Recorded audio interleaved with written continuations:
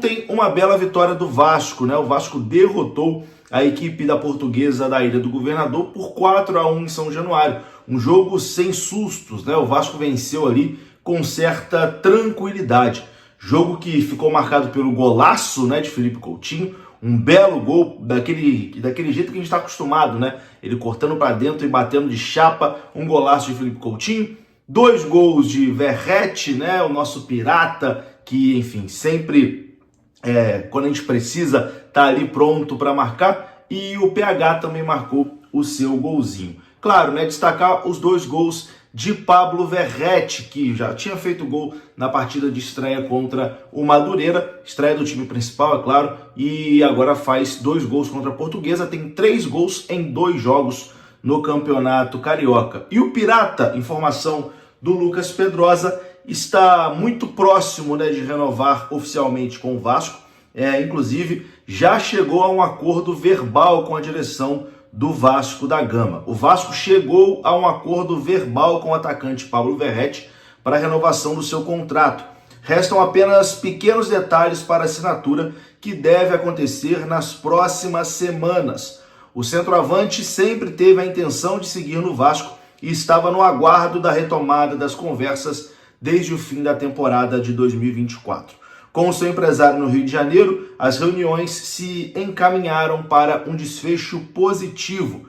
Ele vai ganhar uma melhoria salarial e o novo vínculo vai até o final de 2026, sem necessidade de bater metas. O capitão Cruz Maltino é valorizado pela diretoria, pois, além dos gols, ele tem uma liderança extremamente positiva no elenco do Gigante da Colina. Verratti tem 77 jogos pelo Vasco, marcou 36 gols e deu 4 assistências, ou seja, uma média de mais de meia participação em gols por partida. Ele chegou em 2023 e foi crucial para salvar o Vasco do rebaixamento.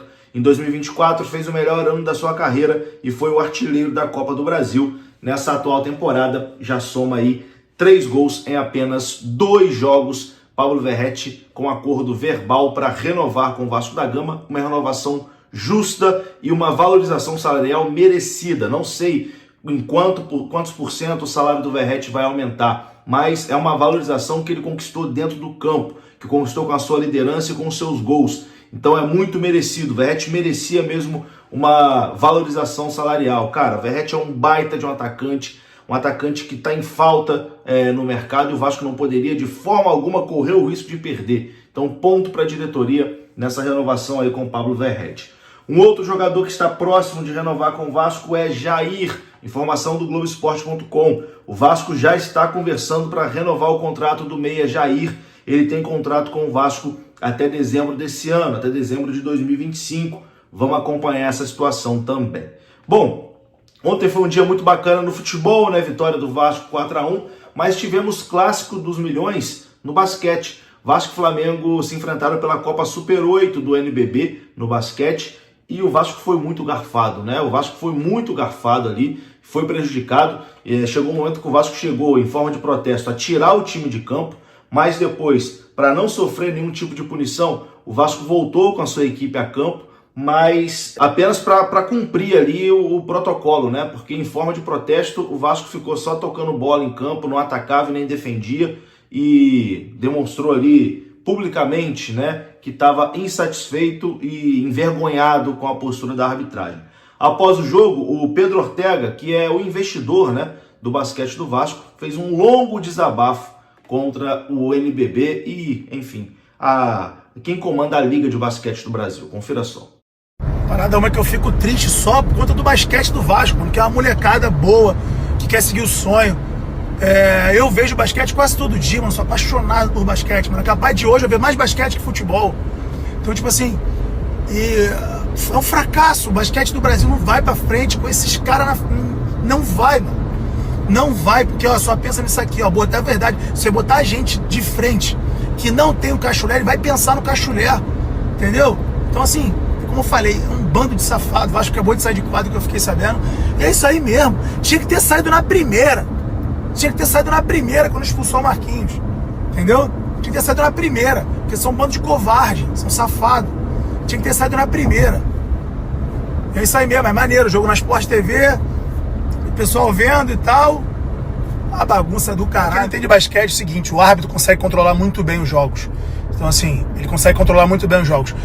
Ficou de falta 10-2 no primeiro tempo. 10 faltas a 2. 10 faltas a 2.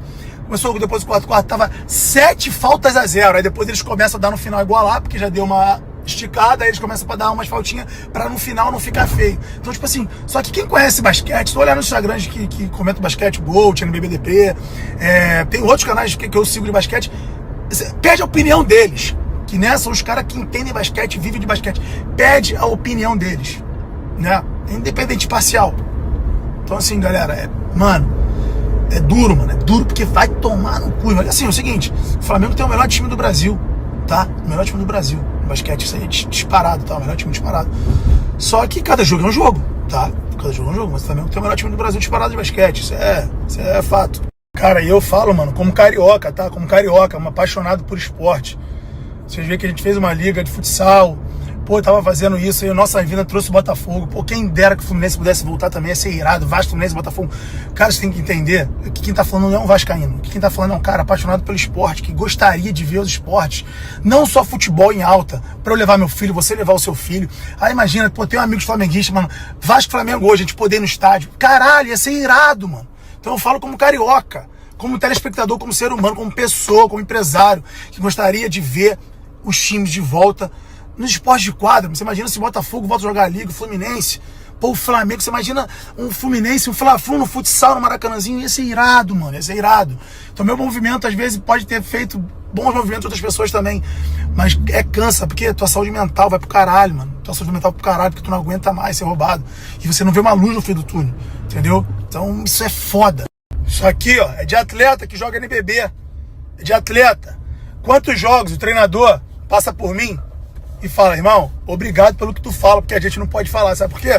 Porque os caras dependem daquilo ali. Depende daquilo ali. Então quando você depende de alguma coisa, irmão, é foda.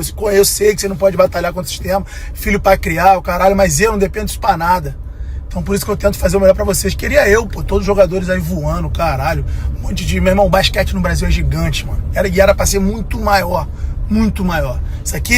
Isso aqui chega pra mim de jogador da NBB, de treinador de NBB. Irmão, vocês estão brincando o tempo todo, tá? O tempo todo. Eu devo ter mais de 90% da aprovação dos caras que mandam esse tipo de mensagem, tá? São da liga. Enfim, você ficar refém do sistema, mano, é foda. Que imagino vocês que não pode falar. Mas é isso, rapaziada. A vida é essa, a vida não é um morango, a vida é dura, infelizmente. Tá aí, né? Tá aí. Uma pena que o Vasco, ano passado já foi garfado, esse ano a coisa vai se repetindo. Realmente complicado, né? Complicado. Vou ficando por aqui, um grande abraço, saudações, até a próxima.